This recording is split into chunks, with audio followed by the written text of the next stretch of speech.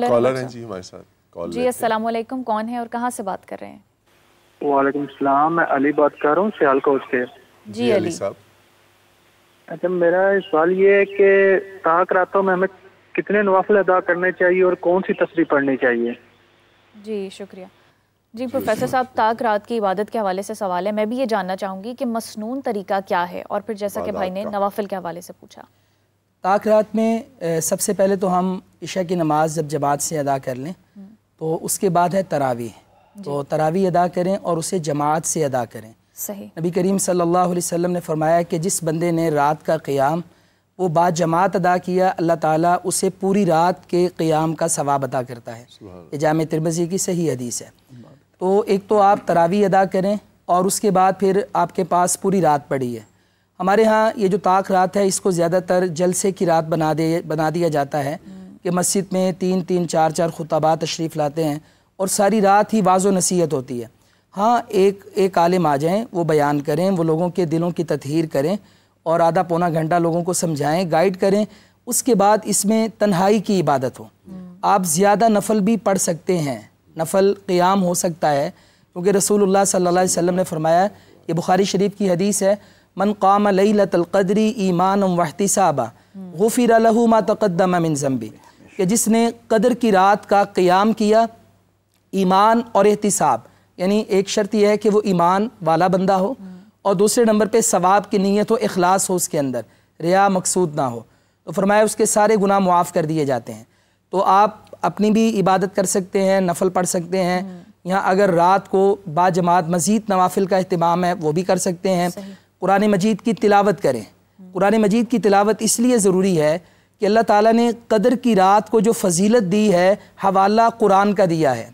فرمایا انا انزلناہ فی لیلۃ القدر، کہ بے شک ہم نے اس رات میں قرآن اتارا ہے۔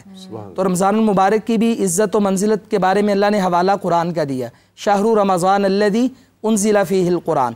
تو قدر کی رات میں قرآن نازل ہوا ہے، تو اس رات میں تلاوت قرآن کا اہتمام کیا جائے۔ اور تیسرے نمبر پہ جو کہا گیا کہ ہم تسبیح کون سی پڑھیں، سیدہ عائشہ رضی اللہ تعالی عنہا ام المومنین نبی علیہ الصلوۃ والسلام سے سوال کرتی ہیں، پہلے بھی علامہ صاحب نے یہ حوالہ دیا ہے، تو کہا کہ میں اس رات کو پاؤں تو کون سا ذکر کروں، تو آپ نے فرمایا قولی اللہم انک عفو تحب العفو فاعف عنا، تو کہ اے اللہ تو معاف کرنے والا ہے، درگزر کرنے والا ہے اور اس معافی کو پسند کرتا ہے، فاعف عنا، اللہ تو ہم سے درگزر فرما دے۔ یہ کثرت کے ساتھ پڑھیں۔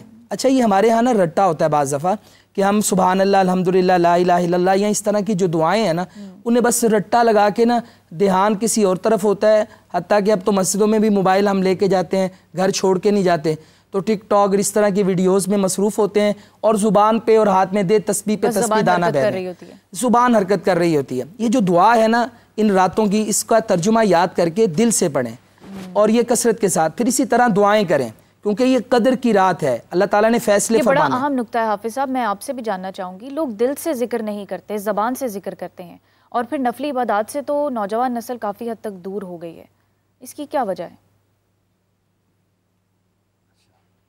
اچھا دیکھیں، بات یہ ہے کہ یہ سمجھا جاتا ہے کہ شاید جب کوئی بات ہوتی ہے تو وہ یہ لوگوں کو نا عبادت سے دور کرنے والی بات ہے۔ ایسا نہیں ہے۔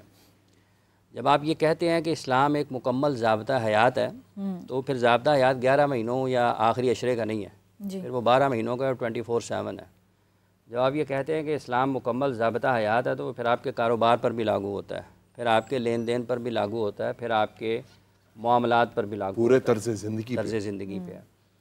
اور اگر آپ عبادت کا دورانیہ سارے دن کا اس کو آپ جمع کریں تو 4 رکعت آپ پڑھتے ہیں فجر میں، ٹھیک ہے، 10 آپ پڑھتے ہیں ظہر میں، 4 آپ پڑھتے ہیں عصر میں، 5 آپ پڑھتے ہیں مغرب میں، اور 9 یا 17 آپ پڑھتے ہیں عشاء میں، تو اس کا ٹائم دیکھ لیں کتنا ہے، کتنا کہ ٹائم لگتا ہو، فرض کریں 1 گھنٹہ لگ جاتا ہوگا، 1.5 گھنٹہ لگا لیں زیادہ سے زیادہ، تو باقی بچتے ہیں قبلہ 22.5 گھنٹے، اس میں سے آپ کہیں 8 گھنٹے آپ نے سو جانا ہے، باقی کتنے بنتے ہیں بھٹ صاحب؟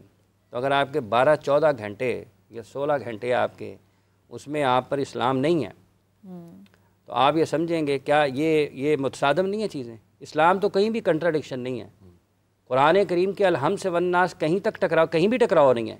ایک بات، ایک آیت دوسری آیت کا حوالہ ہے، ساتھ دے رہی ہے.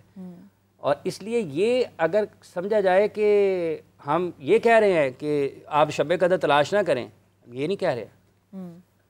مکمل ضابطہ حیات کا مطلب یہ ہے کہ آپ داخل ہو جائیں. وَاذْكُرِ اسْمَ رَبِّكَ وَتَبَتَّلْ إِلَيْهِ تَبْتِيلًا، یہ بھی اسی خالق کائنات نے فرمایا ہے. رب المشرق والمغرب لا الہ الا هو فاتخذوا وکیلا، یہ خالق کائنات نے فرمایا ہے. قل یا عبادی الذین اسرفوا علی انفسہم لا تقنطوا من رحمت اللہ ان اللہ یغفر الذنوب جميعا انہ هو الغفور الرحیم. یہ بھی اللہ تعالیٰ نے فرمایا ہے. جی اللہ نے پھر یہ بھی فرمایا ہے کہ جب وہ ڈالے جائیں گے جہنم میں تو پوچھا جائے گا کہ کیا کرتے تھے. قالوا لم نکن من المصلین. علامہ کیا مطلب ہے جی؟ کہ ہم نماز نہیں پڑھتے تھے. تو کیا وہ صرف پوچھا جائے گا کہ تسی آخری عشرے دی نماز نہیں پڑھتے سو یا رمضان دی نماز نہیں پڑھتے سو؟ It's a regular practice. Regular practice ہے نا. تو اگر ہمارے لیے ہدایت نبی کریم صلی اللہ علیہ وآلہ وسلم کی سیرت طیبہ ہے، ہمارے لیے ہمارے جو صحابہ ہیں نبی کریم صلی اللہ علیہ وآلہ وسلم کے عظیم صحابہ تو ستاروں کی مانند ہیں. تو کیا ان کی زندگیوں سے ہمیں یہ سبق ملتا ہے نبی کریم صلی اللہ علیہ وآلہ وسلم کی سیرت طیبہ سے؟ وہاں پہ تو مسلسل ہے نا. یا ایھا المزمل قم اللیل الا قلیلا نصفہ وانقص منہ قلیلا او زد علیہ ورتل القرآن ترتیلا. تو یہ بھی قرآن کریم میں ہی ہے. تو مقصد بیان کرنے کا یہ ہے کہ آج ہم اگر جس خرابی میں مبتلا ہیں ہمیں اس سے باہر آنا ہے. اور اس سے باہر آنے کے لیے نہ ہمارے کاروبار باہر آنے کے لیے تو موقع ہے نا ہمارے پاس. اس کے لیے بھی آپ کو یہ تو نہیں ہو سکتا نا کہ فرض کر لیں کہ آپ نے اولمپک مقابلوں میں جانا ہے. اختر رسول صاحب وہ بہت اچھے انداز میں پاکستان کے ورلڈ کپ وننگ کیپٹن ہیں. 82 میں پاکستان نے انڈیا میں جیتا تھا نا جی. تو وہ بیان فرماتے ہیں بڑے اچھے انداز میں سیرت طیبہ کو بھی. تو ایک مرتبہ ایک پروگرام میں وہ بیٹھے بات کر رہے تھے تو خواجہ ذکاء الدین بھی صاحب تشریف فرما تھے. وہ پاکستان کے سب سے زیادہ میڈل جیتنے والے کھلاڑی اور کوچ ہیں. تو انہوں نے ایسے ہی تبلیغ کر رہے تھے. تو ذکاء صاحب نے کہا کہ پھر اختر 4 سال روزے رکھ کے تو پھر اولمپک کھیلنے چلے جانے ہیں. ہر کام کی ایک تیاری ہے، ہر کام کی ایک تیاری ہے اور آپ کو اس میں آنا ہے. اب یہ مشکل اس لیے لگتا ہے کہ ہم نے شارٹ کٹ ڈھونڈے ہوئے ہیں.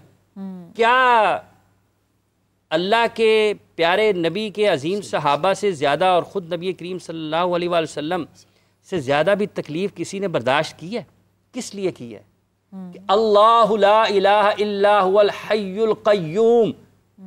آپ نے فرمایا کہ بند کمرے میں کر لے گا لا تأخذہ سنۃ ولا نوم، دلوں کے رازوں سے قال لا تخافا اننی معکما اسمع وارا. اللہ سن رہے ہیں، اللہ دیکھ رہے ہیں. تو کیا صرف یہ رمضان کی طاق راتوں تک ہے؟ نہیں ہے. تو سمجھنے کی ضرورت یہ ہے کہ اس کو نافذ کرنا ہے. ہم بیان کریں گے تو لوگ ڈریں گے نہیں، لوگوں کے اوپر اثر ہوگا کہ اللہ تعالیٰ فرما رہے ہیں. اگر ہمارا مقصد یہ ہے کہ پیسے کمانے ہیں تو اللہ پورے قرآن میں نبی کریم صلی اللہ علیہ وآلہ وسلم کی مبارک سیرت سے، صحابہ کی زندگیوں سے کسی جگہ پر اگر یہ کہا گیا ہو کہ آپ نے ہر دم مال بنانے کی اور لوگوں کا گلا کاٹنے کی اور لوگوں کا حق مارنے کی اور لوگوں کا کسی بھی جگہ پر کوئی ہے نہیں ہے. ہم کس لیے زندہ ہیں؟ ہم کس لیے کام کرتے ہیں؟ عزت کے لیے، دولت کے لیے، شہرت کے لیے. تو قرآن نے تو فارمولہ ہی اور بتایا. اللہ فرماتے ہیں من کان یرید العزہ، ہماری پرائیورٹیز جو ہیں فللہ العزۃ جمیعا الیہ یصعد الکلم الطیب والعمل الصالح یرفع والذین یمکرون السیئات لہم عذاب شدید ومکر اولئک هو یبور. تو ہم عزت حاصل کرنا چاہتے ہیں تو عزت حاصل کرنے کا تو فارمولہ اللہ نے بتا دیا ہے. تو یہ صرف رمضان کی طاق راتوں میں نہیں ہے. یہ جب تک طرز زندگی نہیں ہوگا اس وقت تک مسائل ہوں گے. فلسطین میں لوگوں کے گلے کٹ رہے ہیں نا بٹ صاحب، بچیاں وہاں پر ان کی گلے کٹ رہے ہیں نا، خون بہہ رہا ہے نا، ٹھیک ہے، بزرگوں کی چیخیں ہیں نا، خواتین کی عصمت دری ہو رہی ہے نا. تو ہم یہاں پہ طاق راتیں تلاش کر رہے ہیں، ان کی طاق رات نہیں ہے. کیوں نہیں دعا سنی جا رہی؟ کہاں ہے وہ ہمیں نہیں بتایا جاتا کہ اللہ کے پیارے نبی، اللہ کے صحابہ مشکل میں جاتے ہیں، 2 نماز رکعت نفل ادا کرتے ہیں اور اس کے بعد اللہ تعالیٰ ان کی باتیں سن لیتا ہے. کیوں نہیں سنی جاتی؟ کوئی وجہ تو ہوگی نا. اس وجہ تک جانا ہے یا نہیں جانا؟